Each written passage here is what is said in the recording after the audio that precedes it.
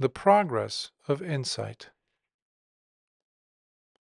A modern Pāli treatise on the Satipaṭṭhāna meditation, an abridged version, by the Venerable Mahāsi Sayadaw, u Sobhana Mahāthera, translated by the Venerable Ñānaponika Mahāthera. First published in 1965 by the Buddhist Publication Society, Kandy, Sri Lanka. It is being narrated by Bhikkhu Candana. From the back cover, The Progress of Insight. The practice of vipassana, or insight meditation, was described by the Buddha as the direct way for the overcoming of all sorrow and grief, and for realizing nibbana, the state of perfect liberation from suffering. The essence of this practice consists in the four foundations of mindfulness: mindful contemplation of the body, feelings, states of mind, and mind objects. In this treatise, the Venerable Mahāsi Sayadaw charts the entire way of mindfulness up to its culmination, the emphasis being on the advanced stages of the path. The Burmese meditation master shows their distinctive features of these stages in great clarity, illustrating them with descriptions of actual meditative practice. The treatise was composed in the Pāli language and was translated into English by Venerable Ñānaponika Thera. Mahāsi Sayadaw was one of the foremost Buddhist meditation masters of modern times. He was highly esteemed for his accomplishments in both the scholastic and practical aspects of Theravada Buddhism. Homage to the Blessed One, the Worthy One, the fully enlightened One. The Progress of Insight. Introduction. Homage to Him, the great omniscient sage, who spread the net of rays of His good law. These rays of His good law, His very message true, long may they shed their radiance over the world. This treatise explains the progress of insight, together with the corresponding stages of purification. It has been written in brief for the benefit of meditators who have obtained distinctive results in their practice, so that they may more easily understand their experience.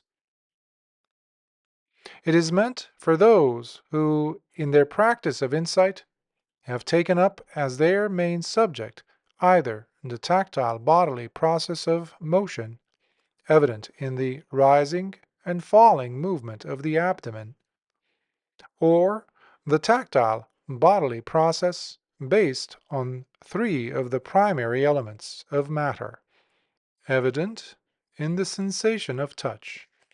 In other words, bodily contact. It is meant for those who, by attending to these exercises, have gained progressive insight as well into the whole body and mind process arising at the 6 sense doors, and have finally come to see the Dhamma, to attain to the Dhamma, to understand the Dhamma, to penetrate the Dhamma, who have passed beyond doubt, freed themselves from uncertainty, obtained assurance, and achieved independence of others in the Master's dispensation. 1. Purification of conduct. Purification of conduct means here, in the case of male and female disciples upasaka and upasika, the acceptance of the precepts, and the proper guarding and protecting of their observance, whether it be the 5 precepts, the 8 uposatha precepts, or the 10 precepts. In the case of bhikkhus, purification of conduct is the well-kept purity of the fourfold conduct incumbent upon monks, beginning with the restraint according to the disciplinary rules of bhikkhus, called the patimokkha. Of that fourfold conduct, the restraint according to the patimokkha rules is of first importance, because only when that restraint is pure will one be able to accomplish the development of meditation. The method of insight in brief. There are 2 kinds of meditation development: tranquility, which is samatha, and insight, vipassana. A person who, of these 2, has first developed tranquility, and after having established himself in either access concentration or full concentration, subsequently contemplates the 5 groups of grasping. He is one who is called a samatha ñānika, one who has tranquility as his vehicle. As to his method of attaining insight, the Papancha Sudani, commenting on the Dhammadānaṃ Sutta of the Majjhima Nikāya, says, herein, a certain person first produces access concentration, or full concentration. This is tranquility. He then applies insight to that concentration, and to the mental states associated with it, seeing them as impermanent, etc. This is insight. In the Visuddhimagga too it is said, he whose vehicle is tranquility should first emerge from any fine material or immaterial jhana, except the base consisting of neither perception nor non-perception, and he should then discern, according to characteristic, function, etc., the jhana factors consisting of applied thought, etc., and the mental states associated with them. He, however, who has neither produced access concentration nor full concentration, but from the very start applies insight to the 5 groups of grasping, is called Suddha Vipassana Ñānika, one who has pure insight as his vehicle. As to his method of attaining insight, it is said in the same commentary to the Dhammadānaṃ Sutta, there is another person who, even without having produced the aforementioned tranquility, applies insight to the 5 groups of grasping, seeing them as impermanent, etc. In the Susima Paribhājaka Sutta of the Nidānavagga Samyutta, too, it is said by the Buddha, first arises the knowledge, comprehending the actual happening of things, Dhammatīti Ñāna, and afterwards arises the knowledge realizing Nibbāna, Nibbāne Ñāna. When purification of conduct has been established, the meditator who has chosen pure insight as his vehicle should endeavor to contemplate the body and mind, nama rupa.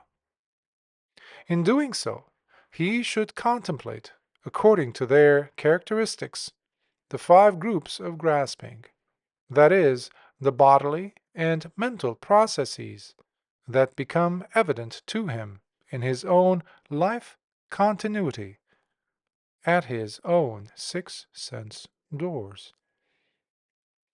Insight must, in fact, be developed by noticing, according to their specific and general characteristics, the bodily and mental processes that become evident at the 6 sense doors.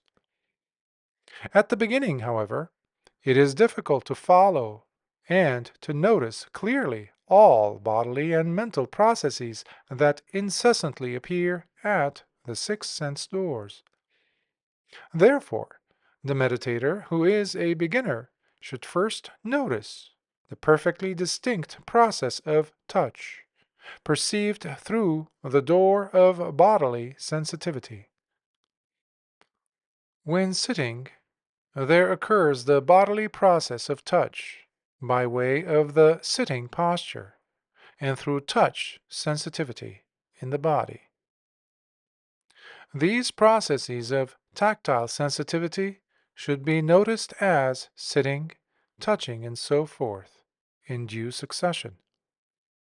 Further, at the seated meditator's abdomen, the tactile process of bodily motion, that is, the wind or vibratory element, which has breathing as its condition, is perceptible continuously as the rise or expansion and fall or contraction of the abdomen.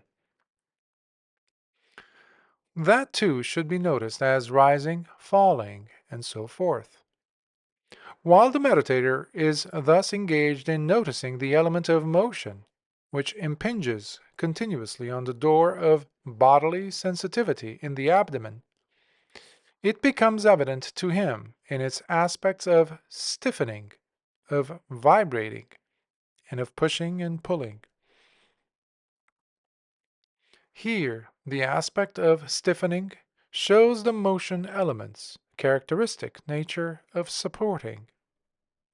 The aspect of vibrating shows its essential function of movement, and the aspect of pushing and pulling shows its manifestation of impelling. Hence, the meditator, noticing the tactile bodily process of rise and fall of the abdomen, accomplishes the observation of the bodily process, or rupa, by getting to know the characteristic nature, etc., of the element of motion. Later, when he has accomplished the observation of mind, or nama, and the observation of both body and mind, nama rupa, he will also come to know the general characteristics of the processes concerned, their impermanence, liability to suffering, and their being void of a self. But while he is engaged in just noticing the rising and falling of the abdomen and other tactile processes, there will appear thoughts of desire, etc., feelings of pleasure, etc., or acts such as adjusting various parts of the body. At that time, these activities of mind and body must be noticed too. After noticing them, he should turn again to the continuous noticing of the tactile process of the rising and falling of the abdomen, which is the basic object of mindfulness in this practice. This is a brief sketch of the methodical practice of insight. It is not the place here to treat it in detail, because this is a brief essay on the progress of insight through the stages of purification. It is not a treatise explaining in detail the methodical practice of insight. 2. The purification of mind. During the early part of the methodical practice, as long as the meditator's mind is not yet fully purified, wandering thoughts arisen by his thinking of objects of sense desire, etc., will also appear intermittently between thoughts of noticing the objects of meditation. Sometimes the beginning meditator will perceive occurrence of these interruptions, and sometimes he will not. But even if he perceives them, it will be only after a short time has elapsed after their appearance. For then, the momentary concentration of his mind is still very tender and weak. So these wandering thoughts continue to hinder his mind, while it is occupied in developing the practice of noticing. Hence, these wandering thoughts are called hindering thoughts. When, however, the momentary concentration of his mind has become strong, the thought process of noticing becomes well concentrated. Hence, when attending to the objects to be noticed, whether it's the abdominal movement, sitting, touching, bending, stretching, seeing, hearing, etc., his noticing thoughts now appear as if falling upon these objects, as if striking at them, as if confronting them again and again. Then, as a rule, his mind will no longer go elsewhere. Only occasionally and in a slight degree will this happen, and even in those cases he will be able to notice any such stray thought at its very arising, as expressed in common speech, or, to be exact, he will notice the stray thought immediately after its actual arising. Then, that stray thought will subside as soon as it is noticed, and will not arise again. Immediately afterwards, he will also be able to resume continuous noticing of any object as it becomes evident to him. That is why his mind at that time is called unhindered. While the meditator is thus practicing the exercise of noticing with unhindered mind, the noticing mind will close in upon and fix on whatever object is being noticed, and the act of noticing will proceed without break. At that time, there arises in him, in uninterrupted succession, the concentration of mind lasting for a moment, directed to each object noticed. This is called purification of mind. Though that concentration has only momentary duration, its power of resistance to being overwhelmed by opposition corresponds to that of access concentration. It is said in the commentary to the Visuddhimagga, in explaining the chapter relating to mindfulness of breathing, that momentary unification of mind means the concentration of mind lasting only for a moment. For that type of concentration, too, when it occurs uninterruptedly with its respective object in a single mode and is not overcome by opposition, fixes the mind immovably as if in absorption. It occurs uninterruptedly with its respective object, refers to here the uninterrupted continuity of the thoughts engaged in noticing. After noticing one object, one attends, in the same manner, to another that follows immediately. Again, having noticed that object, one turns to the next one, and so on. In a single mode means, though the objects to be noticed, as they present themselves, are numerous and varied, yet the force of concentration of the mind uninterruptedly engaged in noticing remains virtually on the same level. For what is meant here is, just as the first object was noticed with a certain degree of concentration, so the second, third, and other subsequent objects are noticed in each case with the same degree of concentration. Is not overcome by opposition. This means that the momentary concentration in its uninterrupted flow is not overwhelmed by the mental hindrances.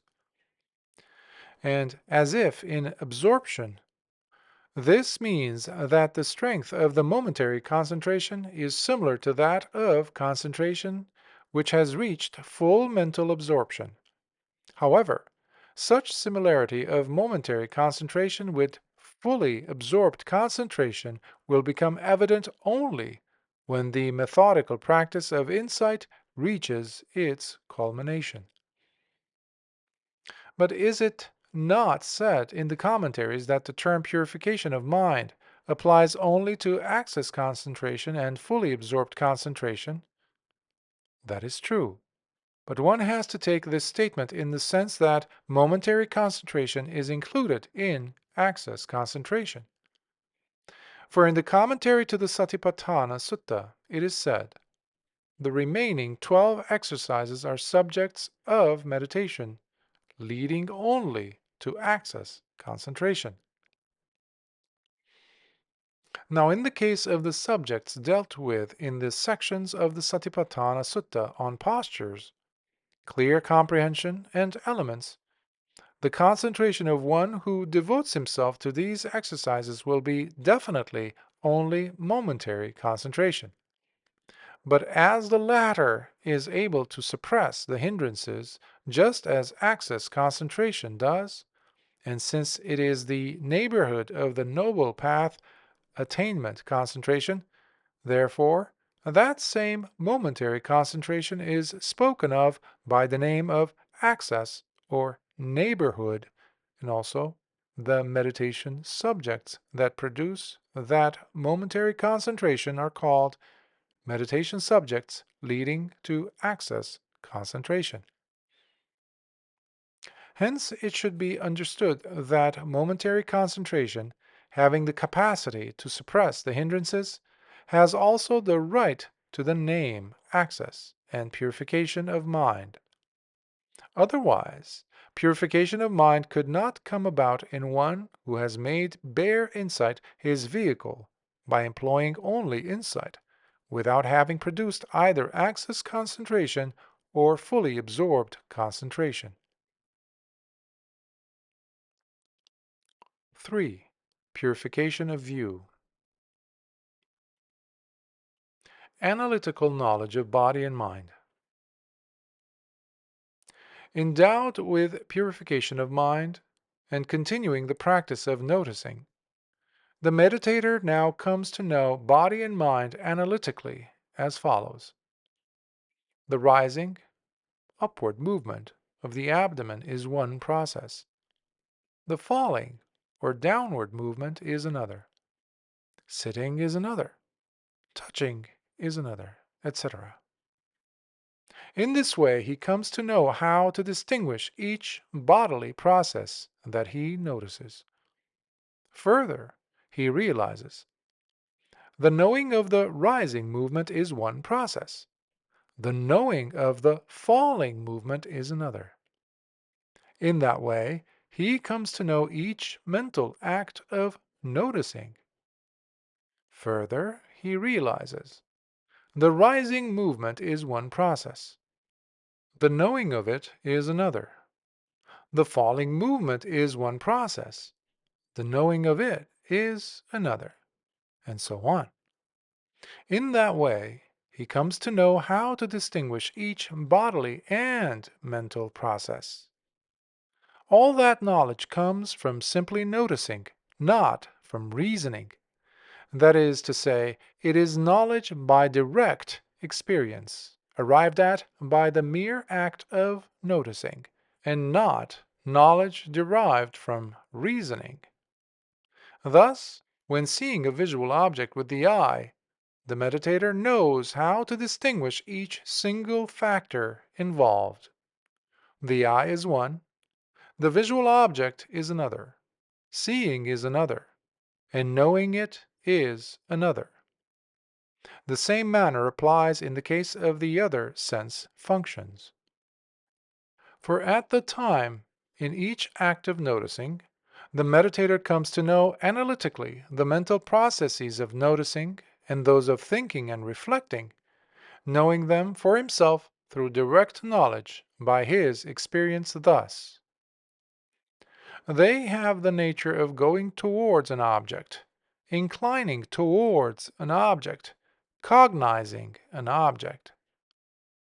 On the other hand, he knows analytically the material processes going on in the whole body, which are here described as the rising and falling movements of the abdomen, sitting, etc. Knowing them thus, these have not the nature of going or inclining towards an object, or of cognizing an object. Such knowing is called knowing matter, or the body, by its manifestation of non-determining. Such knowledge as this, which analyzes in each act of noticing both the bodily process noticed and the mental process engaged in noticing, according to their true essential nature, is called analytical knowledge of body and mind. When that knowledge has come to maturity, the meditator understands thus. At the moment of breathing in, there is just the rising movement of the abdomen and the knowing of the movement, but there is no self besides. At the moment of breathing out, there is just the falling movement of the abdomen and the knowing of the movement, but there is no self besides. Understanding it thus in these and other instances, he knows and sees for himself by noticing thus. There is here only that pair, a material process as object, and a mental process of knowing it, and it is to that pair alone that the terms of conventional usage, being or person or soul, I or another, man or woman, refer. But apart from that dual process, there is no separate person or being, I or another, man or woman. This is called purification of view. 4. Purification by overcoming doubt. Knowledge by discerning conditionality. When purification of view has come to maturity, the conditions necessary for the bodily and mental processes observed will also become evident. Firstly, the consciousness that is the condition of the respective bodily process will be evident. How? For instance, when bending the arms or legs, the consciousness intending to bend these limbs is evident. So the meditator first notices that consciousness, and next he notices the act of bending, and so on. Then he understands by direct experience. When there is consciousness intending to bend a limb, the bodily process of bending arises. When there is consciousness intending to stretch a limb, the bodily process of stretching arises. And in the same way he understands other instances too by direct experience. Again, he also understands by direct experience the condition for the mental process in the following manner. In the case of consciousness desirous of running off the track, there arises first a corresponding consciousness, giving initial attention to the distracting object.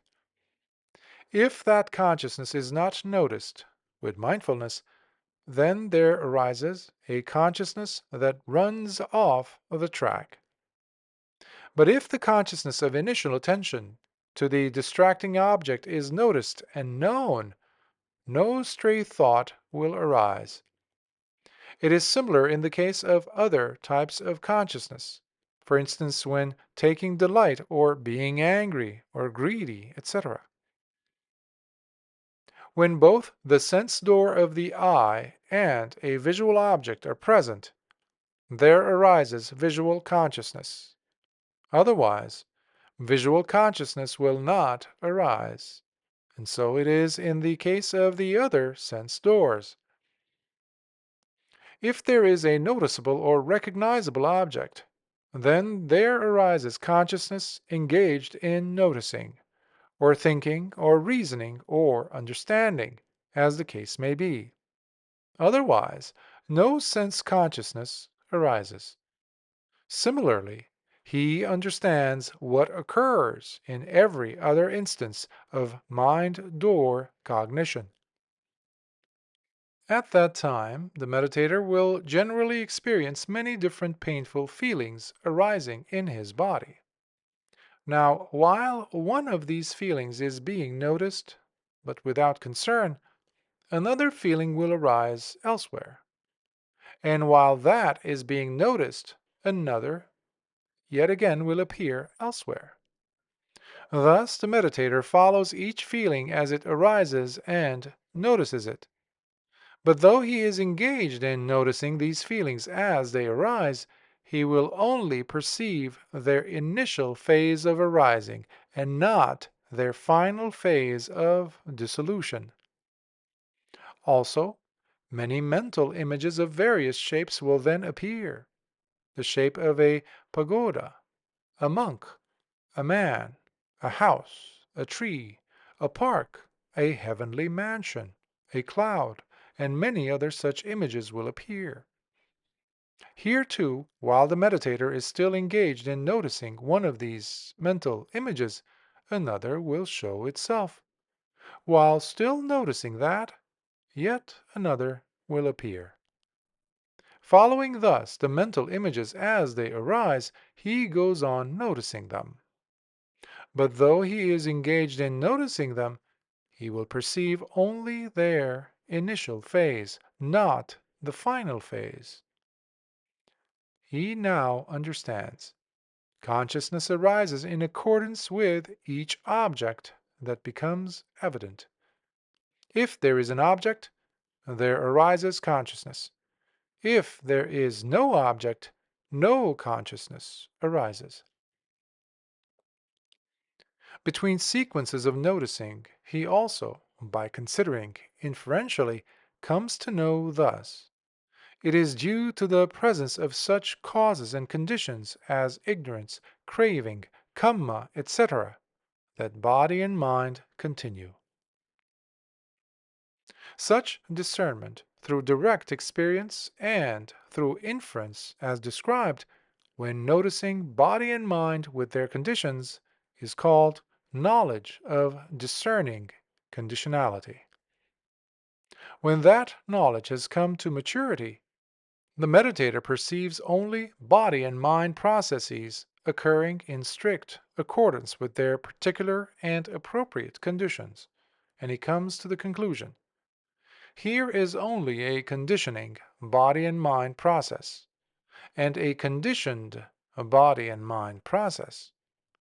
Apart from these, there is no person who performs the bending of the limbs, etc., or who experiences feelings of pain, etc.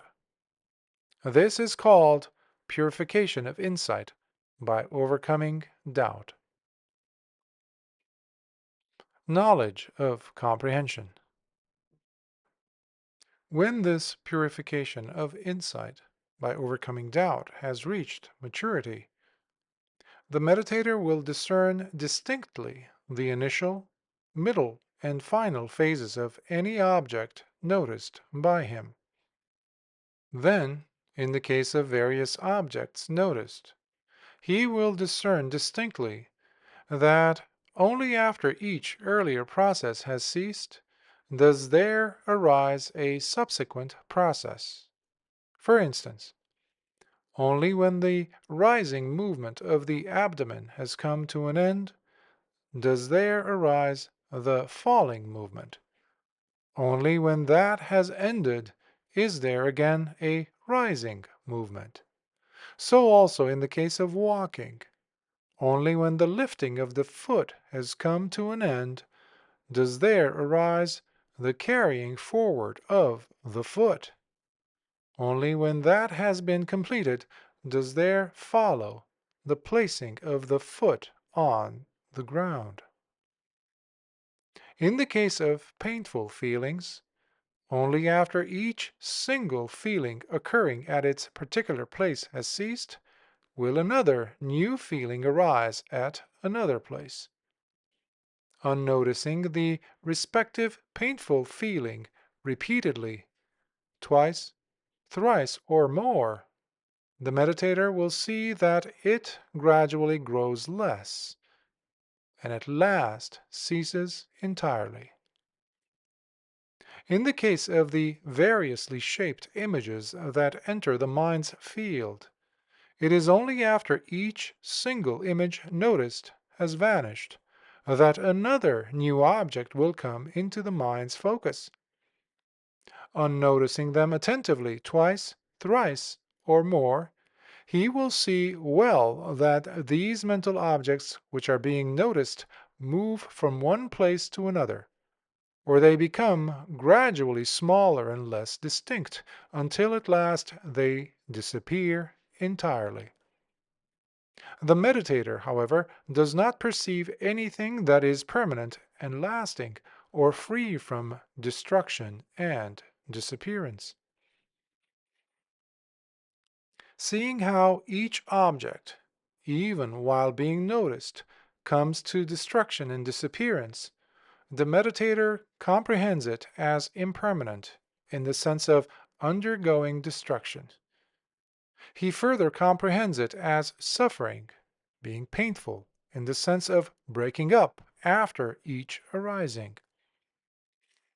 Having seen how various painful feelings arise in continuous succession, how if one painful feeling ceases, another arises, and when that has ceased, again another arises, having seen that, he comprehends the respective objects as just a conglomeration of suffering. Further, he comprehends the object as consisting of mere impersonal phenomena without a master, in the sense of not arising of or by itself, but arising subject to conditions and then breaking up. This comprehension of an object noticed as being impermanent, painful, and without a self, being impersonal, through knowing its nature of impermanence, etc., by means of simply noticing, without reflecting and reasoning, is called knowledge by comprehension through direct experience. Having thus seen the three characteristics once or several times by direct experience, the meditator, by inference from the direct experience of those objects noticed, comprehends all bodily and mental processes of the past, present, and future, and the whole world by coming to the conclusion. They too are in the same way impermanent, painful, and without a self. This is called knowledge of comprehension by inference. Alluding to this very knowledge, it is said in the Patisambhida Magga, whatever there is of materiality, past, present, or future, internal or external, coarse or fine, inferior or superior, far or near, all materiality he defines as impermanent. That is one kind of comprehension, and so on. Also, in the commentary to the Kathavatthu, it is said, even if the impermanence of only a single formation, conditioned phenomenon, is known, there may be consideration of the rest by induction thus. All formations, or sankharas, are impermanent. The words, all sankharas are impermanent, refer to an understanding by induction, and not to an understanding by perceiving a co-present object at the same moment. This passage is the authority for the usage of the term inductive insight. Knowledge of arising and passing away. The 10 corruptions of insight.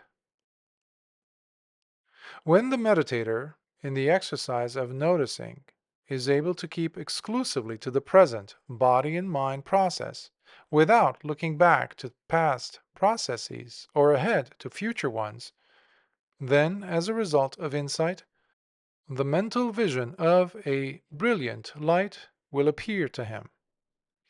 To one, it will appear like the light of a lamp, to others, like a flash of lightning, or like the radiance of the moon or the sun, and so on. With one, it may last for just a moment. With others, it may last longer. And there will also arise in him strong mindfulness pertaining to insight. As a result, all these successive arisings of bodily and mental processes will present themselves to the consciousness engaged in noticing, as if coming to it of and by themselves. And mindfulness, too, seems as if landing on the processes of itself. Therefore, the meditator then believes, there is no body and mind process in which mindfulness fails to engage. His knowledge, consisting in insight here called noticing, will be likewise keen, strong, and lucid. Consequently, he will discern clearly and in separate forms all the bodily and mental processes noticed, as if cutting to pieces a bamboo sprout with a well-sharpened knife. Therefore, the meditator then believes, there is no body and mind process that cannot be noticed. When examining the characteristics of impermanence, etc., or other aspects of reality, he understands everything quite clearly and at once, and he believes it to be the knowledge derived from direct experience. Further, strong faith pertaining to insight arises in him. Under its influence, the meditator's mind, when engaged in noticing or thinking, is serene and without any disturbance. And when he is engaged in recollecting the virtues of the Buddha, the Dhamma, and the Sangha, his mind quite easily gives itself over to them. There arise in him the wish to proclaim the Buddha's teaching, joyous confidence in the virtues of those engaged in meditation, the desire to advise dear friends and relatives to practice meditation, grateful remembrance of the help received from his meditation master, his spiritual mentor, etc. These and many other similar mental processes will occur. There arises also rapture in its 5 grades, beginning with minor rapture. When purification of mind is gained, that rapture begins to appear by causing goose flesh, tremor in the limbs, etc. And now it produces a sublime feeling of happiness and exhilaration, filling the whole body with an exceedingly sweet and subtle thrill. Under its influence, he feels as if the whole body had risen up and remained in the air without touching the ground, or as if it were seated on an air cushion, or as if it were floating up and down. And there arises tranquility of mind, with the characteristic of quietening the disturbances of consciousness and its mental concomitants, and along with it appear mental agility, etc. When walking, standing, sitting, or reclining, there is, under the influence of these mental qualities, no disturbance of consciousness and its mental concomitants, nor heaviness, rigidity, unwieldiness, sickness, or crookedness. Rather, his consciousness and its mental concomitants are tranquil through having reached the supreme relief in non-action. They are agile in always functioning swiftly. They are pliant in being able to attend to any object desired. They are wieldy in being able to attend to an object for any length of time desired. They are quite lucid through their proficiency, that is, through the ease with which insight penetrates the object. They are also straight through being directed, inclined, and turned only towards wholesome activities. There also arises a very sublime feeling of happiness suffusing all his body. Under its influence, he becomes exceedingly joyous, and he believes, "Now I am happy all the time," or "Now indeed I have found happiness never felt before," and he wants to tell others of his extraordinary experience. With reference to that rapture and happiness which are aided by the factors of tranquility, etc., it was said, "Superhuman is the bliss of a monk, who, with mind at peace, having entered a secluded place, wins insight into Dhamma, when he fully comprehends the 5 groups rise and fall.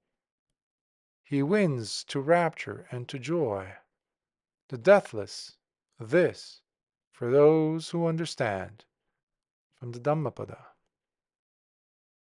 There arises in him energy that is neither too lax nor too tense, but is vigorous and acts evenly.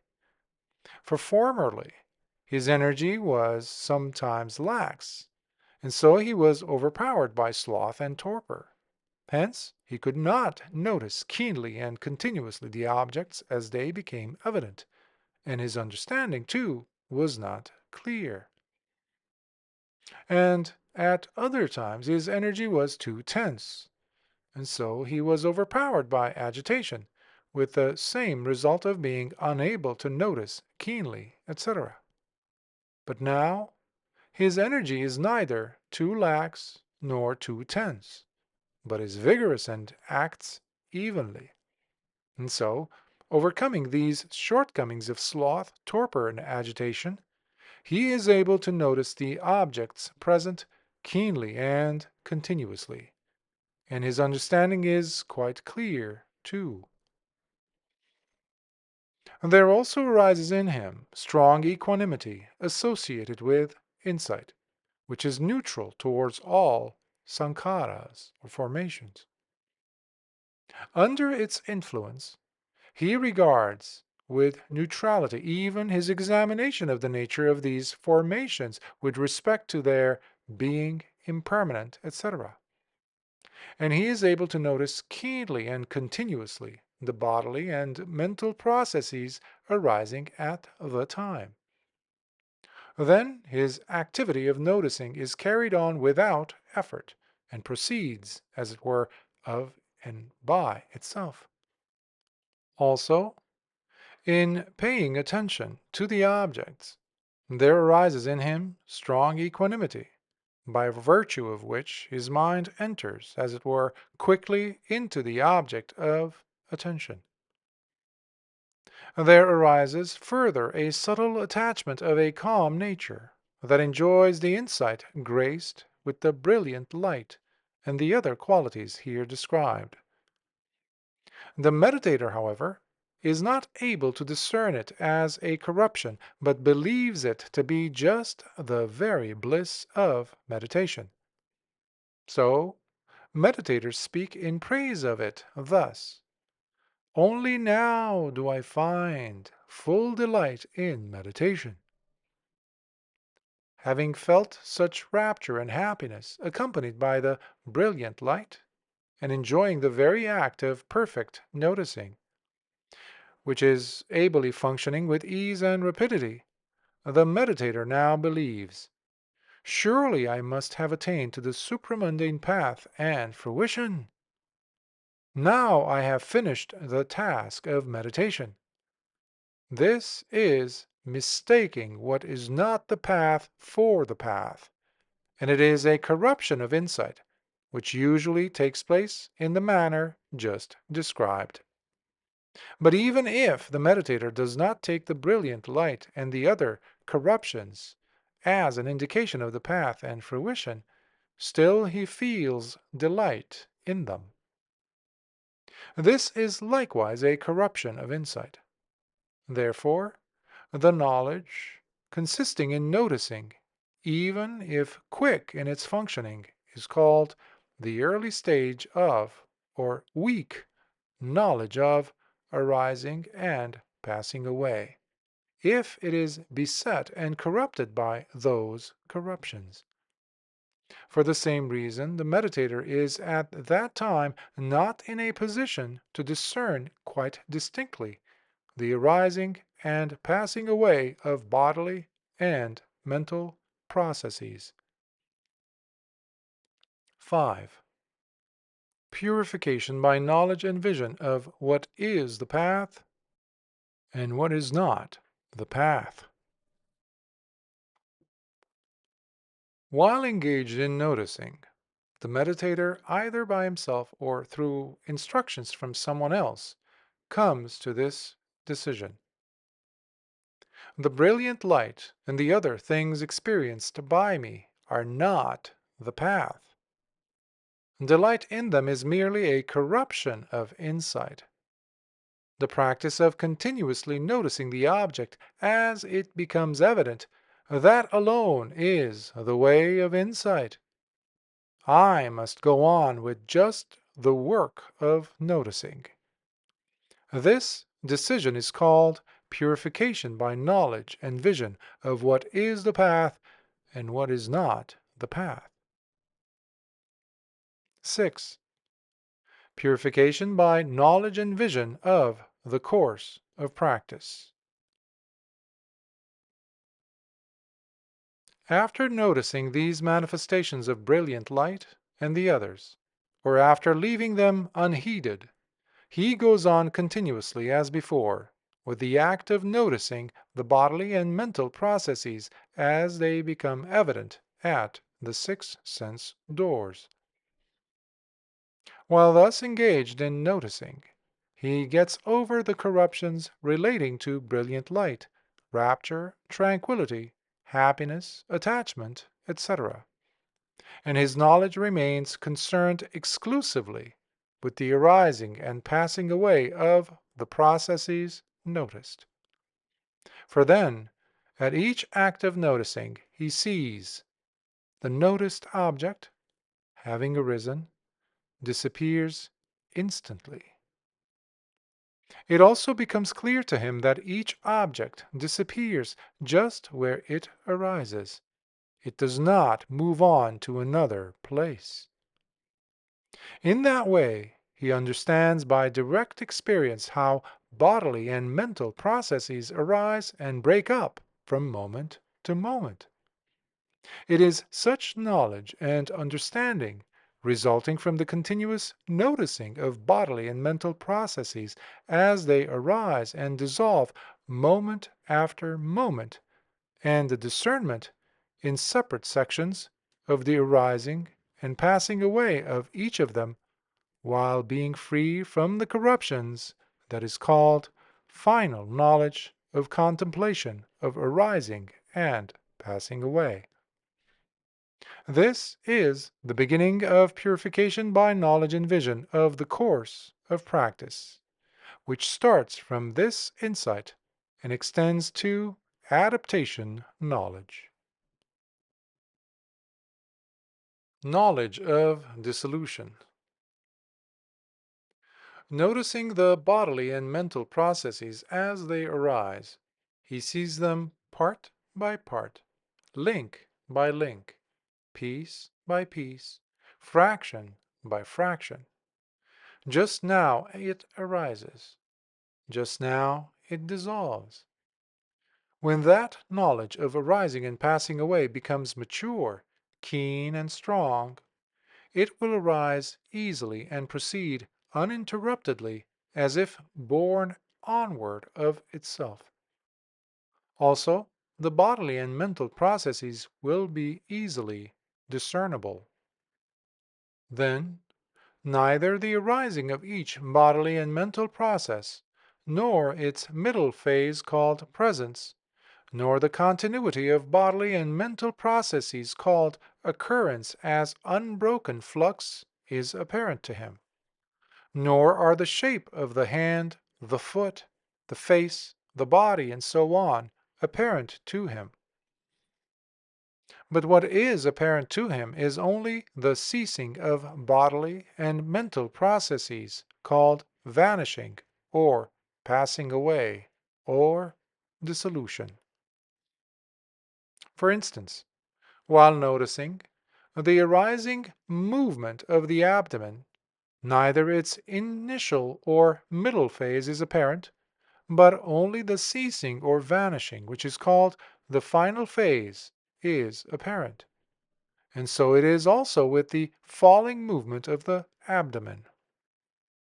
Again, in the case of bending an arm or leg, while noticing the act of bending, neither the initial nor the middle phase of bending is apparent, nor is the form of the limb apparent, but only the final phase of ceasing and vanishing is apparent.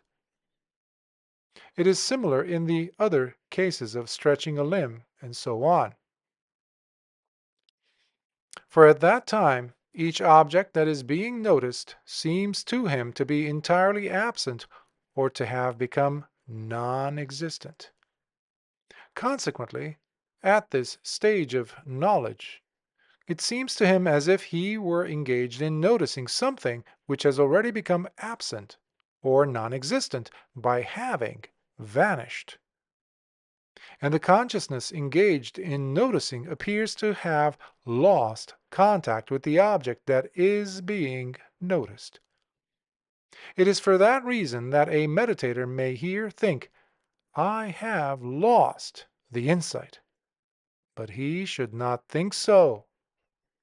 For formerly his consciousness normally took delight in conceptual objects of shapes, etc., and even up to the knowledge of arising and passing away, the idea of sankharas with their specific features was always apparent to him. Hence, his mind took delight in a plainly distinguishable object consisting of sankharas or formations, with its particular structure and its particular feature idea. But now that his knowledge has developed in the way described, no such idea of the sankhara's features or structure appears to him, still less any other, cruder concept. At such a stage, the arising of sankharas or formations, that is, the first phase of the process, is not apparent, as it is in the case of knowledge of arising and passing away. But there is apparent only the dissolution, that is, the final phase, having the nature of vanishing. Therefore, the meditator's mind does not take delight in it at first, but he may be sure that soon, after becoming familiar with that stage of the practice, his mind will delight in the cessation of the phenomena too, which is called their dissolution. With this assurance, he should again turn to the practice of continuous noticing. When thus engaged, he perceives that in each act of noticing there are also always present two factors, an objective factor and a subjective one, the object noticed and the mental state of knowing it, which dissolve and vanish by pairs, one pair after the other. For in each single instance of a rising movement of the abdomen, there are, in fact, numerous physical processes constituting the rising movement, which are seen to dissolve serially. It is like seeing the continuous successive vanishing of a summer mirage, moment by moment. Or it is like the quick and continuous bursting of bubbles produced in a heavy shower by thick raindrops falling on a water surface. Or it is like the quick successive extinction of oil lamps or candles blown out by the wind, as these lights are being offered at the shrine by lay disciples. Similar to that appears the dissolving and vanishing, moment by moment, of the bodily processes noticed. And the dissolution of consciousness noticing those bodily processes is apparent to him, along with the dissolution of the bodily processes. Also, while he is noticing other bodily and mental processes, their dissolution too will be apparent to him in the same manner. Consequently, the knowledge will come to him that whatever part of the whole body is noticed, that object ceases first, and after it the consciousness engaged in noticing that object follows in its wake. From that, the meditator will understand very clearly, in the case of each successive pair, the dissolution of any object whatsoever, and the dissolution of the consciousness noticing that very object. It should be borne in mind that this refers only to understanding arrived at through direct experience by one engaged in noticing only. Therefore, it is not an opinion derived from mere reasoning. It is the perfectly clear understanding of the dissolution of the two things, pair by pair, that is, 1. Of the visual or other object appearing at any of the 6 sense doors, and 2. Of the consciousness noticing that very object, that is called knowledge of dissolution. Awareness of fearfulness. When that knowledge of dissolution is mature, there will gradually arise, just by seeing the dissolution of all object and subject formations, awareness of fearfulness and other higher knowledges, together with their respective aspects of fear, and so on.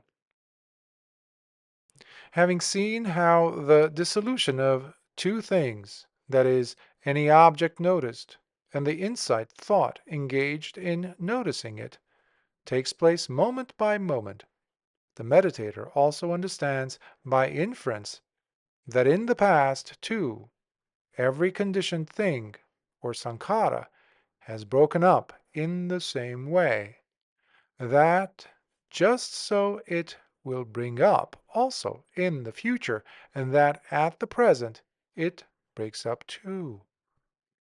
And just at the time of noticing any sankharas or formations that are evident, these sankharas will appear to him in their aspect of fearfulness. Therefore, during the very act of noticing, the meditator will also come to understand these sankharas are indeed fearful. Such understanding of their fearfulness is called knowledge of the awareness of fearfulness. It has also the name knowledge of fear. At that time, his mind itself is gripped by fear and seems helpless. Knowledge of misery. When he has realized the fearfulness of the sankharas through the knowledge of fear, and keeps on noticing continuously, then the knowledge of misery will arise in him before long. When it has arisen, all sankharas everywhere, whether among the objects noticed, or among the states of consciousness engaged in noticing, or in any kind of life or existence that is brought to mind, will appear insipid, without a vitalizing factor, and unsatisfying. So he sees at that time only suffering, only unsatisfactoriness, only misery. Therefore, this state is called knowledge of misery. Knowledge of disgust. Seeing thus the misery in conditioned things, sankharas, his mind finds no delight in those miserable things, but is entirely disgusted with them. At times his mind becomes, as it were, discontented and listless. Even so, he does not give up the practice of insight, but spends his time continuously engaging in it.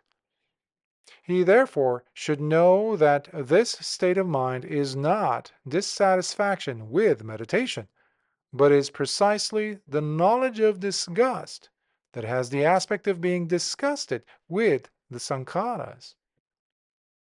Even if he directs his thought to the happiest sort of life in existence or to the most pleasant and desirable objects, his mind will not take delight in them. He will find no satisfaction in them. On the contrary, his mind will incline and lean and tend only towards Nibbana. Therefore, the following thought will arise in him between moments of noticing. The ceasing of all sankharas that are dissolving from moment to moment, that alone is happiness. Knowledge of desire for deliverance. When, through this knowledge now acquired, he feels disgust with regard to every sankhara noticed, there will arise in him a desire to forsake these formations or sankharas, or to become delivered from them. The knowledge relating to that desire is called knowledge of desire for deliverance. At that time, usually various painful feelings arise in his body, and also an unwillingness to remain long in one particular bodily posture. Even if these states do not arise, the comfortless nature of the sankharas will become more evident than ever. And due to that, between moments of noticing, he feels a longing thus: "Oh, may I soon get free from that! Oh, may I reach the state where these sankharas cease! Oh, may I be able to give up these sankharas completely!" At this juncture, his consciousness engaged in noticing seems to shrink from the object noticed at each moment of noticing, and wishes to escape from it. Knowledge of re-observation. Being thus desirous of escaping from the sankharas, the meditator makes stronger effort and continues the practice of noticing these very sankharas with the single purpose of forsaking them and escaping from them. For that reason, the knowledge arising at that time is called knowledge of re-observation. The term re-observation has the same meaning as re-noticing or re-contemplation. Then the nature of, or characteristics of, the sankharas, their being impermanent, suffering, and without a self, will be clearly evident to him. And among these three, the aspect of suffering will be particularly distinct. At this stage, too, there will usually arise in his body various kinds of pains, which are severe, sharp, and of growing intensity. Hence, his whole bodily and mental system will seem to him like an unbearable mass of sickness, or a conglomeration of suffering. And a state of restlessness will usually manifest itself, making him incapable of keeping to one particular posture for any length of time. For then he will not be able to hold any one position long, but will soon want to change it. This state, however, simply manifests the unbearable nature of the sankharas. Though he wants to change his bodily posture, still he should not give in easily to that wish, but should endeavor to remain motionless for a longer period in the same posture and continue to carry on the practice of noticing. By doing so, he will be able to overcome his restlessness. Now, his insight knowledge is quite strong and lucid, and by virtue of it, even his painful feelings will at once cease as soon as they are firmly noticed. Even if a painful feeling does not cease completely, he will perceive that it is dissolving part by part, from moment to moment. That is to say, the ceasing, vanishing, and disappearing of each single moment of feeling will become apparent separately in each corresponding act of noticing. In other words, now it will not be as it was at the time of the knowledge of comprehension, when the constant flow or continuity of feelings of the same kind was apparent as a single unit. But if, without abandoning the practice, that feeling of pain is firmly and continuously noticed, it will entirely cease before long. When it ceases in that way, it does so for good and will not arise again. Though in that way the insight knowledge may have become strong and perfectly lucid, still he is not satisfied with that much. He will even think, my insight knowledge is not clear. He should, however, dismiss such thoughts by applying the act of noticing to them, and he should go on with his task of continuously noticing the bodily and mental formations as they occur. If he perseveres thus, his noticing will become more and more clear as the time passes in minutes, hours, and days. Then he will overcome the painful feelings and the restlessness in being unable to remain long in one particular posture, and also the idea that his insight knowledge is not yet clear enough. His noticing will then function rapidly, and at every moment of noticing he will understand quite clearly any of the three characteristics of impermanence, etc. This understanding of any of the three characteristics of impermanence, suffering, and non-substantiality of a self, through the act of noticing, which functions with promptness in quick succession, is called strong knowledge of re-observation. Knowledge of equanimity about the sankharas. When this knowledge of re-observation is mature, there will arise knowledge perceiving evident bodily and mental processes in continuous succession quite naturally, as if borne onward of itself. This is called knowledge of equanimity about sankharas. Now, in the act of noticing, effort is no longer required to keep sankharas before the mind or to understand them. After the completion of each single act of noticing, the object to be noticed will then appear of itself, and insight knowledge, too, will of itself notice and understand it. It is as if no further effort need be made by the meditator.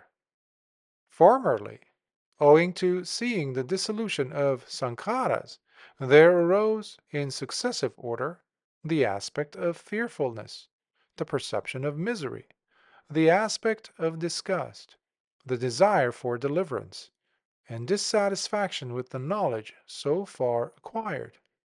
But now, these mental states no longer arise, even though, in the present state, too, the breaking up of sankharas, which are dissolving more rapidly, is closely perceived. Even if a painful feeling arises in the body, no mental disturbance or grief arises, and there is no lack of fortitude in bearing it. Generally, however, at this stage, pains will be entirely absent. That is, they do not arise at all. Even if the meditator thinks about something fearful or sad, no mental disturbance will arise, be it in the form of fear or of sorrow. This, firstly, is the abandoning of fear at the stage of equanimity about sankharas. At the earlier stage, on attaining knowledge of arising and passing away, great joy had arisen on account of the clarity of insight. But now, this kind of joy does not arise, even though there is present the exceedingly peaceful and sublime clarity of mind belonging to equanimity about the sankharas.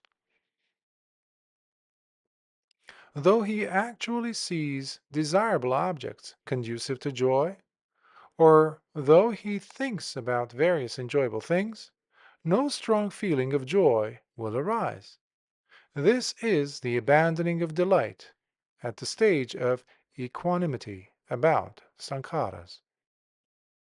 He cherishes no desire nor hate with regard to any object, desirable or undesirable, that comes into the range of his sense doors, but taking them as just the same, in his act of noticing, he understands them. That is to say, it is a pure act of understanding. This is equable vision at the stage of equanimity about formations. If he resumes the practice of noticing with the thought, "Now I will do it vigorously again," then before long the noticing will function efficiently, as if borne onward of itself. From now onwards there is no need for the meditator to make further deliberate effort. Though he does not make a deliberate effort, his noticing will proceed in a continuous and steady flow for a long time. It will go on even for 2 or 3 hours without interruption. This is the state of long-lasting practice of equanimity about sankharas. Referring to this, it is said in the Patisambhida Magga, "The wisdom lasting long is the knowledge present in the mental states of equanimity about sankharas." This is said with reference to knowledge functioning in a continuous flow.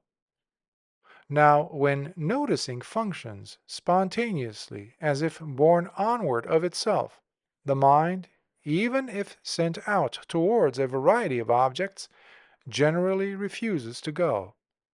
And even if it does go, it will not stay long, but will soon return to the usual object to be noticed, and will resume continuous noticing.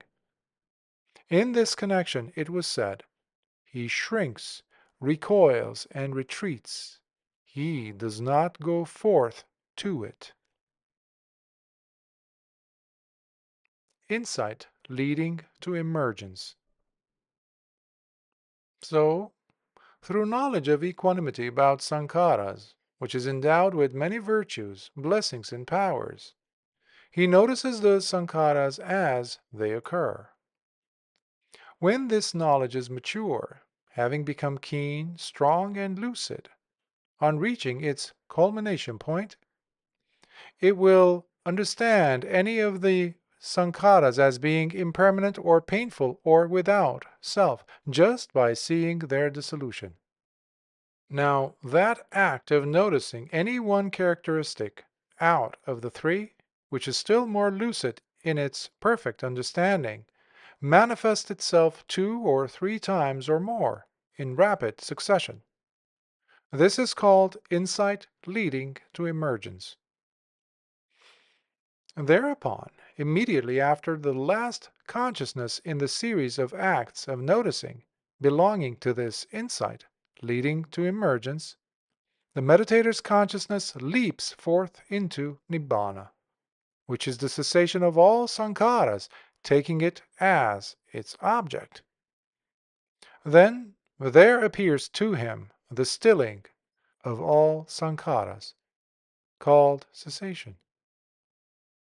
This mode of realization of Nibbana has been mentioned in many discourses of the Master. For example, the vision of truth arose. Whatsoever has the nature of arising is bound to cease.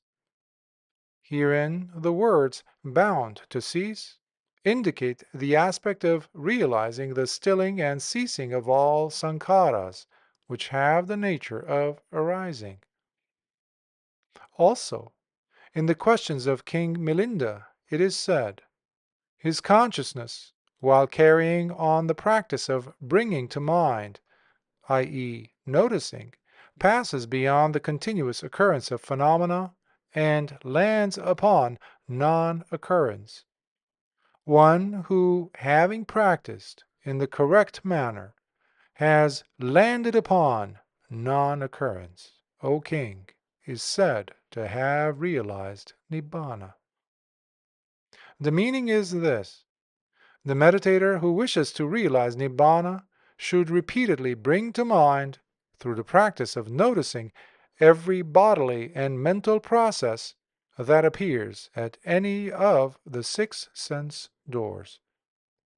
When he brings them to mind thus, his consciousness engaged in noticing, here called bringing to mind, will, until adaptation knowledge is reached, fall at every moment upon the conditioned bodily and mental sankharas, called here continuous occurrence, because they go on occurring over and over again in an unbroken flow like a river's current.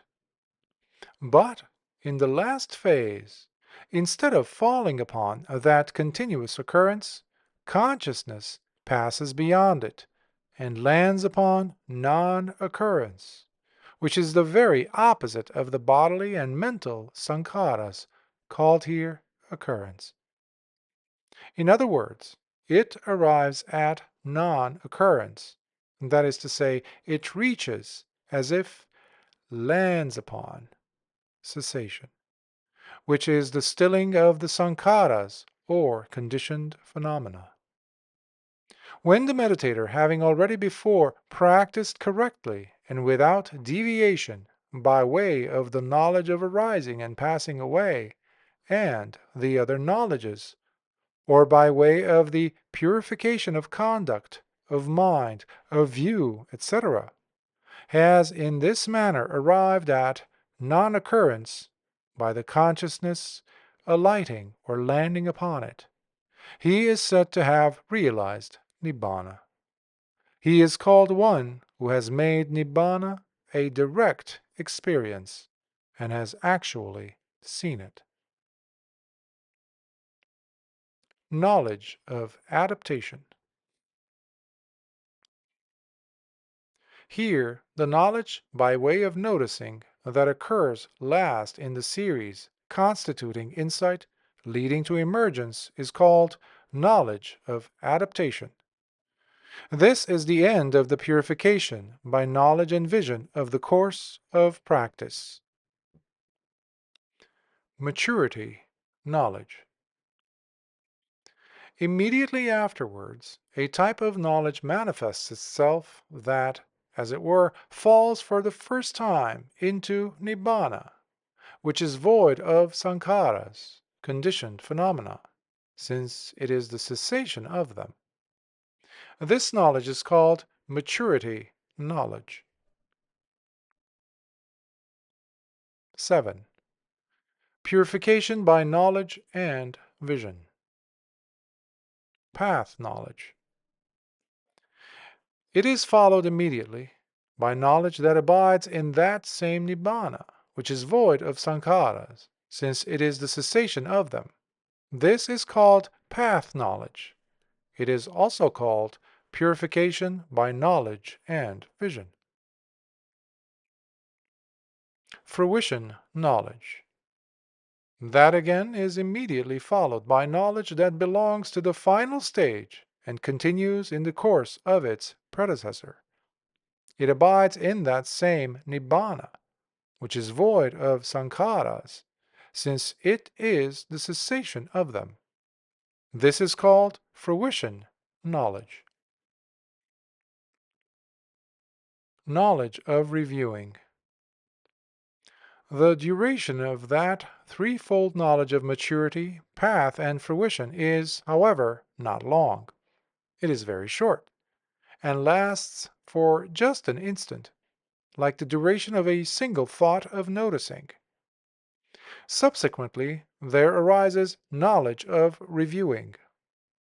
Through that knowledge of reviewing, the meditator discerns that the insight leading to emergence came along with the very rapid function of noticing, and that immediately after the last phase of noticing, the path consciousness entered into the cessation of sankharas.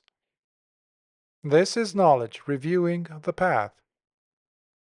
He also discerns that the consciousness abided in that same state of cessation during the intervening period between the path and reviewing. This is knowledge reviewing fruition. He further discerns that the object just experienced is void of all sankharas. This is knowledge reviewing nibbana. In this connection, it is said, "By that path indeed I have come." Thus he reviews the path. That blessing was obtained. Thus he reviews the fruition. That state has been penetrated as an object by me. Thus he reviews the deathless nibbana. Some meditators, but not all, have reviewing of defilements, the kilesas. After having reviewed in this way, the meditator still continues the practice of noticing bodily and mental processes as they become evident. But while he is thus engaged in noticing, the bodily and mental processes appear to him quite coarse, not subtle as before, at the time of the knowledge of equanimity about sankharas. Why is this so? This is so because the knowledge present now has the nature of the knowledge of arising and passing away. For when the noble disciples, namely stream winners, and so forth, resume the practice of insight by noticing, the knowledge of arising and passing away usually arises at the beginning. This is the usual course of order in this respect.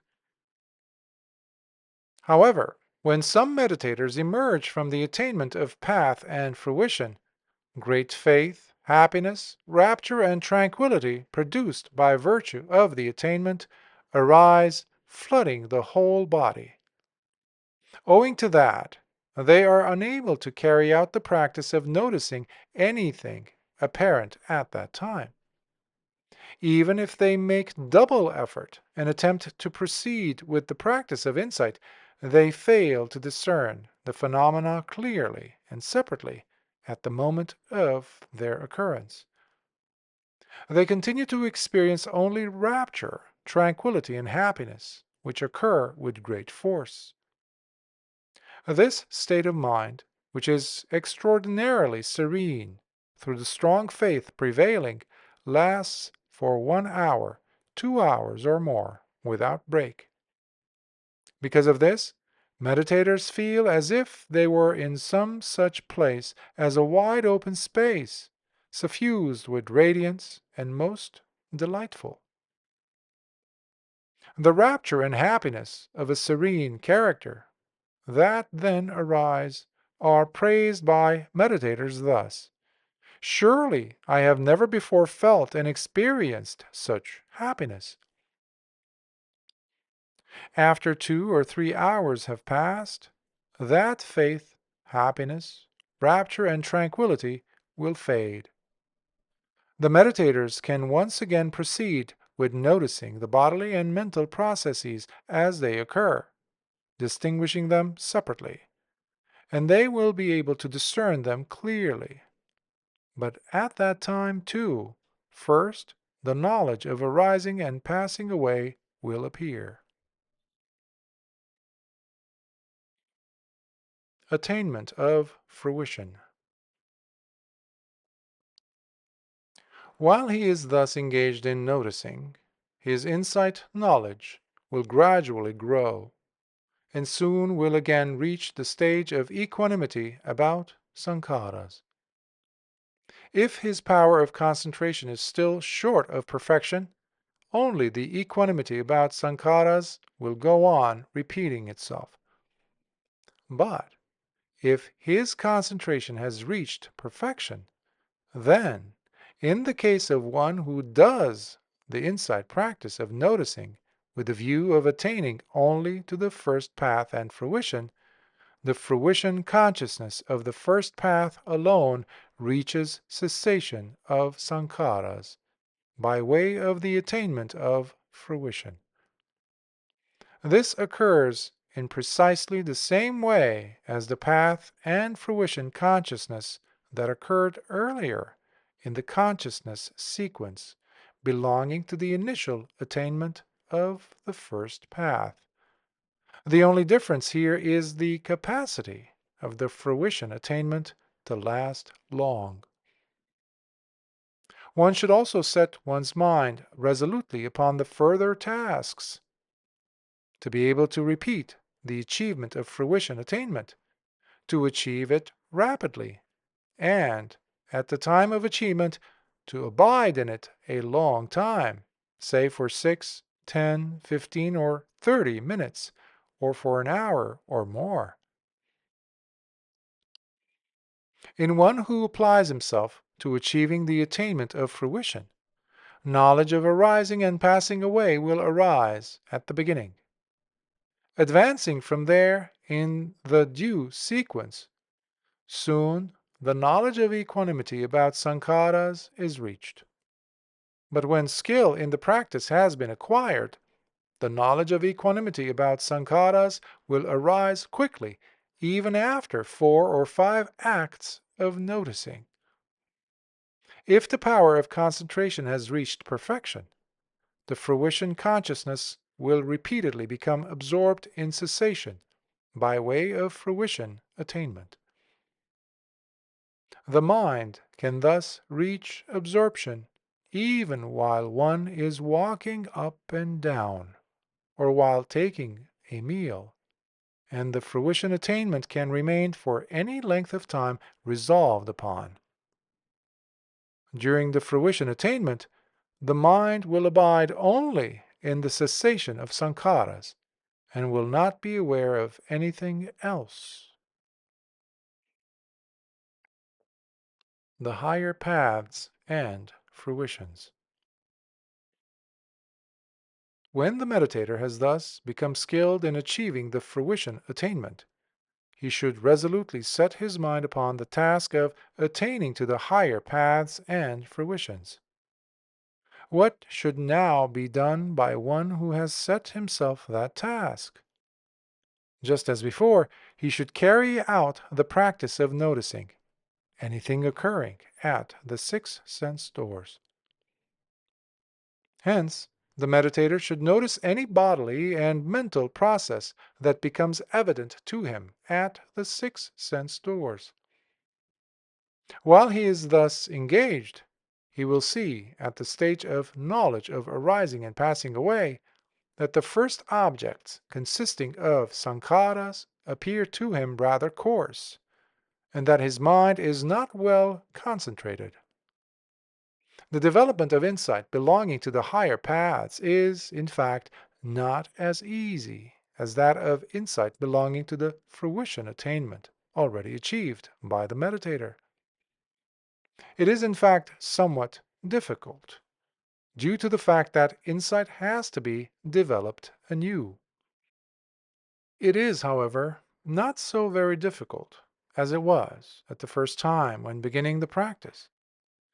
In a single day, or even in a single hour, he can gain the knowledge of equanimity about sankharas. This statement is made here, basing it on the experience usually gained by persons of the present day, who had to be given guidance from the start, and who did not possess particularly strong intelligence. Here it is applied by inference to similar types of persons in general. But although equanimity about sankharas has been attained, if the spiritual faculties have not yet reached full maturity, it just goes on repeating itself. Though he who has won one of the lower fruitions may be able to enter into it several times within 1 hour, yet if his spiritual faculties are immature, he cannot attain the next higher path within as much as 1 day, 2, 3, or more days. He abides merely in equanimity about sankharas. If, however, he then directs his mind to reach the fruition already attained, he will reach it, perhaps in 2 or 3 minutes.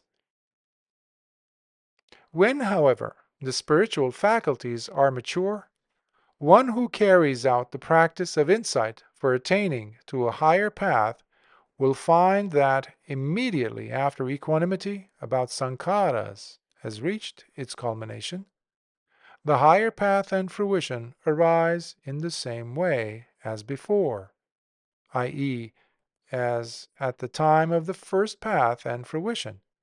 That is to say, it is preceded by the stages of adaptation and maturity. After the fruition, the stages of reviewing, etc., that follow are also the same as before. Anything else concerning the method of practice for insight and the progress of knowledge right up to arahantship can be understood in precisely the same way as described. Hence, there is no need to elaborate it any further.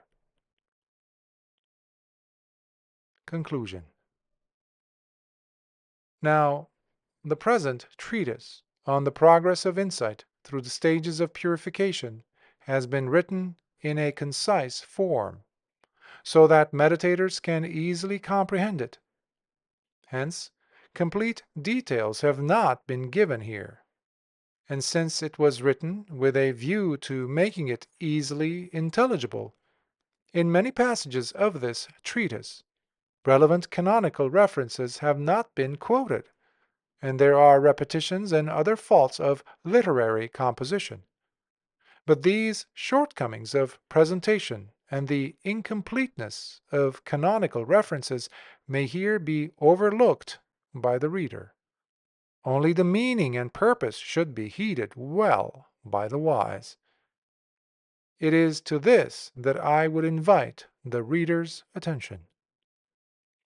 Though in the beginning it was mentioned that this treatise has been written for those who have already obtained distinctive results in their practice, others may perhaps read it with advantage, too. Now, these are my concluding good wishes for the latter type of readers.